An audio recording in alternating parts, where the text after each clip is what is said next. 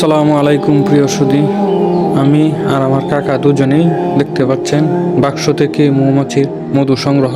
আমি কিন্তু নাক মুখ সব ডেকে রেখেছি যে মৌমাছি যে কোনো সময় কামড়াতে পারে। আমার চাচাও সেফটি গ্রহণ করেছে, কিন্তু হাতে হাত মোজা লাগাইছিল, কিন্তু দেখা যাচ্ছে হাত মোজা লাগাইলে করা যায় না। এই যে একটাই তুললো। অনেক মৌমাছি কিন্তু এখানে হাজার হাজার লাখও হতে পারে, একার পুরা বাক্স ভরা মৌমাছি। দেখলো এটাতে মনে হয় মধু নাই। আস্তে আস্তে আস্তে আস্তে দেখা হচ্ছে যে এটার মধ্যে মধু আছে।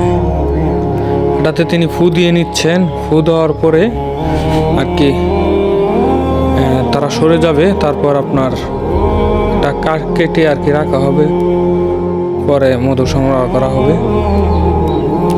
অনেকগুলো চাটকি একটা বাক্স এখানে। হ্যাঁ, এই যে মৌমাছি বাক্সের মধ্যে, প্রত্যেকটা শাকে আলাদা আলাদা অনেক মৌমাছি কিন্তু উনি কিন্তু কামড়ও কিন্তু কয়েকটা খাইছে। আমি কামড় খাই নাই, আমি সেফটি এবং দূরে ছিলাম। আমি শুধু খালি একটু হাতের কাজে সাহায্য করেছি, কারণ আমি জ্বালাটা বুঝি। এই যে কামড় একটা ভয় দিছি, কামড় একটা খেয়েছেন তিনি। আমি কিন্তু আজকে থেকে 3-4 মাস আগে বেঙ্গরুলের কামড় খেয়েছিলাম। এরপর থেকে আমি এসব ধারে পাশে যাই না। দেখতে পাচ্ছেন এই যে বাটির মধ্যে যে চাটকিগুলো রেখেছি, এগুলোর মধ্যে মধু। এগুলো চিপার পরে এক পার উপরে মধু পাওয়া যায়, যেগুলো বিলিয়ে দেওয়া হয়। কাকি চিপেছে, এটা আর ক্যামেরায় ধরলাম না। ধন্যবাদ ভিডিওটি দেখার।